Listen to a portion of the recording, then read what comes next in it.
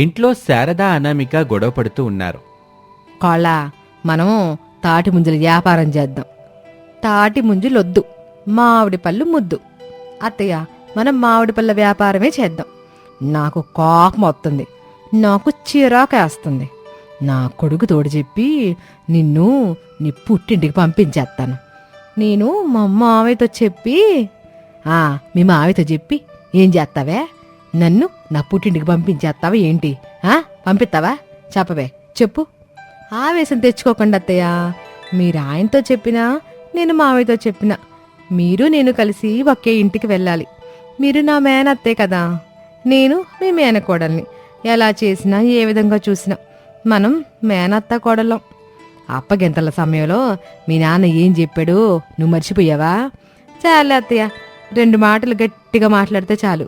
పెళ్లిలో జరిగిన అప్పగింతలప్పుడు మా నాన్న నా చేతిని మీ చేతిలో పెట్టి అత్తయ్య చెప్పింది బుద్ధిగా విను తల్లి, అత్తయ్య మాటకి ఎదురు చెప్పొద్దు, ఏం చెప్పినా నీ మంచి కోసమే చెప్తుందని నువ్వు అర్థం చేసుకో అని చెప్పి ఆ మాటల్ని పదే పదే గుర్తు చేస్తూ ఉంటారు.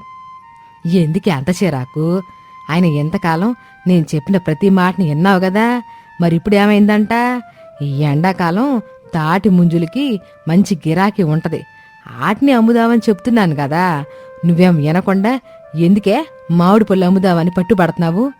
నేను కూడా అదే చెప్తున్నాను కదా అత్తయ్య, ఇది ఎండాకాలమే, మామిడి పళ్ళ సీజను. చాలా మందికి మామిడి పళ్ళు అంటే ఇష్టం ఉంటుంది, మామిడి పళ్ళని ఎక్కువగా కొంటారు. ఒక్కసారికి నా మాట వినండి, ఇద్దరం కలిసి మామిడి పళ్ళ వ్యాపారం చేసుకుందాం. నా కోపం తెప్పించబాకోళ్ళ.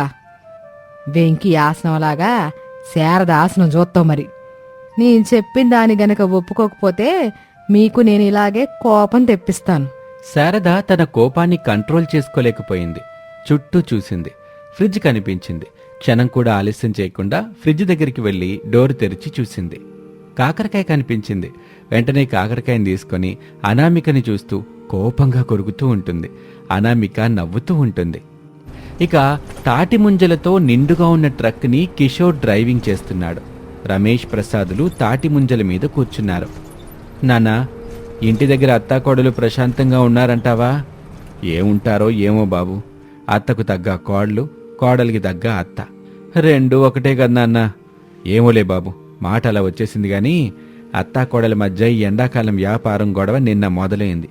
ఉదయం కొంచెం తగ్గినట్టే అనిపించినా నాకు మాత్రం భయం అయితే పోలేదు. నాకు కూడా భయంగానే ఉంది నాన్న.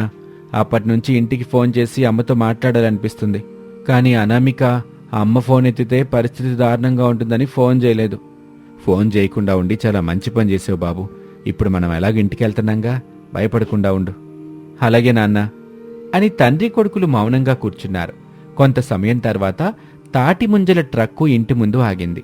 ఇంట్లో ఉన్న అత్తాకోడళ్ళు ట్రక్కు సౌండ్ విని బయటకొచ్చి చూశారు. రమేష్ ప్రసాదులు ట్రక్కు దిగారు. ట్రక్కు నిండా ఉన్న తాటి ముంజల్ని చూసి శారద సంతోషపడింది. అనామిక రమేష్ని కోపంగా చూసింది. అను, నేను చెప్పేది విను.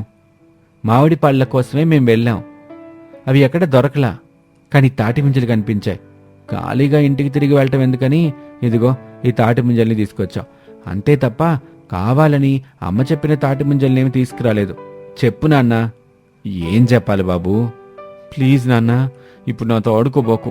మనం కావాలనే అమ్మ చెప్పిన తాటి ముంజల్ని తీసుకొచ్చామని అనుకుంటుంది. అనుకోవడం ఏంటి బాబు, అదే నిజంగా. ఖాళీ ట్రక్కుతో ఇంటికి వెళ్ళిపోదాం బాబు. తాటి ముంజలొద్దు ఏమొద్దని ఎంత చెప్పినా నువ్వు వినిపించుకోలేదుగా. ఇప్పుడు చెప్పు నాన్న అంటే నేనేం చెప్పాలి? రమేష్ అనామికని చూశాడు. అనామిక కోపంగా పళ్ళు కొరికింది.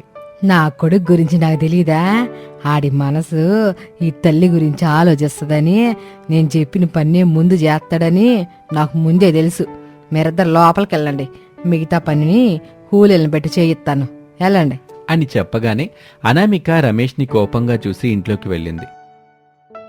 2 రోజుల తర్వాత హైవే రోడ్డు పక్కన అత్తగారు శారద ఒక చోట తాటి ముంజలు పెట్టుకుని నిలబడింది. ప్రసాద్ తాటి ముంజల్ని కట్ చేసేందుకు కత్తి పట్టుకున్నాడు. శారద, నా మాటనివే. కావాలంటే ఇంట్లో ఉల్లిపాయలు కట్ చేస్తాను, పచ్చిమిర్చి కట్ చేస్తాను, ఇంకా చెప్పాలంటే చికెన్ కూడా కట్ చేస్తాను. కానీ ఈ తాటి ముంజలు కట్ చేయడం నా వల్ల కాదే. పనాను పెట్టుకోవే. పనాడితో మాట్లాడుతున్నప్పుడు ఆ రోజుకి 1000 రూపాయలు కావాలని చెప్పాడు. పైగా 3 సార్లు టీ, 2 సార్లు బూస్ట్, లంచ్లోకి బిర్యానీ, 5 గంటలకి వేడివేడి సమోసా. వామ్మో, ఈ తాటి ముంజలు అమ్మితే లాభం మొత్తదో రాదో నాకు తెలియదు గాని ఆడిని మాత్రం పనిలో పెట్టుకుంటే ఖచ్చితంగా నష్టం వచ్చుద్ది. అందుకే మిమ్మల్ని పెట్టుకున్నా. నీ కర్మ, నిన్నెవ్వరూ కాపాడలేరు. నేను నెమ్మదిగా కొట్టడం చూసి మాకు ముంజలొద్దు ఏమొద్దని వెళ్ళిపోతారులే. అప్పుడు నన్ను ఎంత తిట్టుకున్నా నేనేమీ చేయలేను. ఆ తర్వాత నీ ఇష్టం.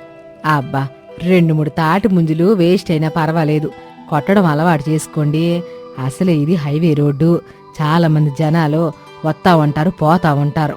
అందరూ ఖచ్చితంగా మనం అమ్ముతున్న ఆ తాటి ముంజలను కొంటారండి. హలో శారద గారు, నా తంటాలు నేను పడతాను.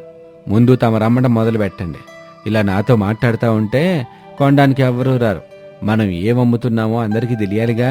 అయితే ఇప్పుడు చూడండి, రండి బాబో రండి, తాజా తాజా తాటి ముంజులు. ఇవి ఎండాకాలంలో ఎంతో ప్రత్యేకమైనవి. మీ శరీరాన్ని చల్లగా ఉంచుతుంది. డజను 100 రూపాయలు మాత్రమే. రండి బాబూ రండి అని శారద అరుస్తూ ఉంటుంది. ఆ పక్కనే కోడలు అనామిక మామిడి పళ్ళ బండి పెట్టుకుంది. శారద అమ్మటం అనామికకి నచ్చలేదు. వెంటనే గట్టిగా, అయ్యల్లారా అమ్మల్లారా, పళ్ళల్లో మనకిష్టమైన పళ్ళు ఏవి అంటే మామిడి పళ్ళు అని టక్కున చెప్పేస్తాం. అలాంటి తాజా మామిడి పళ్ళు ఇప్పుడు మీ ముందుకు సరసమైన ధరలో వచ్చేశాయి. రండి, ఏరుకోండి. నచ్చిన పళ్ళని రూపాయి తక్కువే ఇచ్చి తీసుకెళ్ళండి. ఇంటిల్లి పాది ఆనందంగా తినండి, సంతోషంగా ఉండండి అని అరవటం మొదలుపెట్టింది. అప్పుడే బండి దగ్గరికొచ్చిన రమేష్, ఎందుకనామిక అంతలా అరుస్తున్నావు?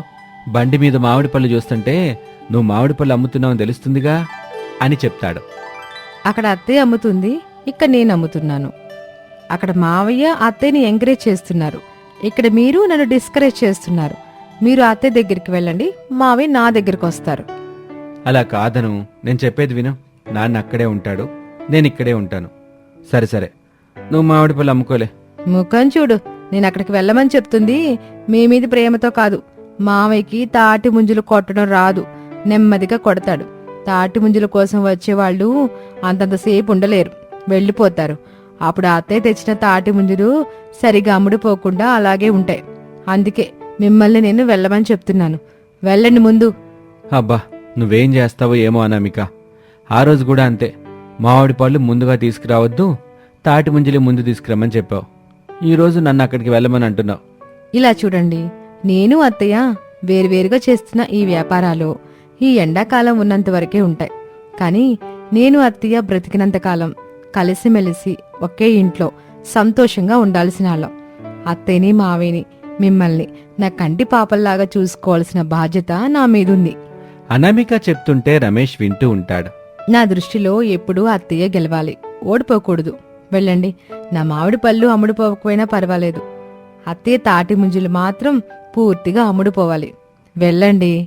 రమేష్ ఏవీ మాట్లాడకుండా శారద అమ్ముతున్న తాటి ముంజల దగ్గరికి, ప్రసాద్ అనామిక అమ్ముతున్న మామిడి పళ్ళ దగ్గరికి వచ్చాడు.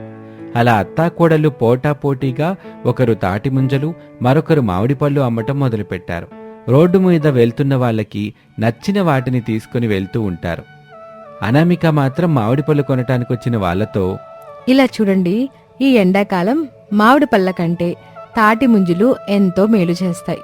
అది కాకుండా అవి ఈ ఎండాకాలంలోనే దొరుకుతాయి. వెళ్ళి ఆ ముంజల్ని తీసుకోండి అని చెప్పేది. అలా అందరూ శారద దగ్గరికొచ్చి తాటి ముంజల్నే తీసుకునేవాళ్ళు. దాంతో శారద అమ్ముతున్న తాటి ముంజలు తొందరగా అమ్ముడవుతాయి. అలా శారద ఎక్కువ డబ్బులు సంపాదిస్తుంది. ఆ డబ్బుల్ని తీసుకొచ్చి అనామికకిస్తుంది.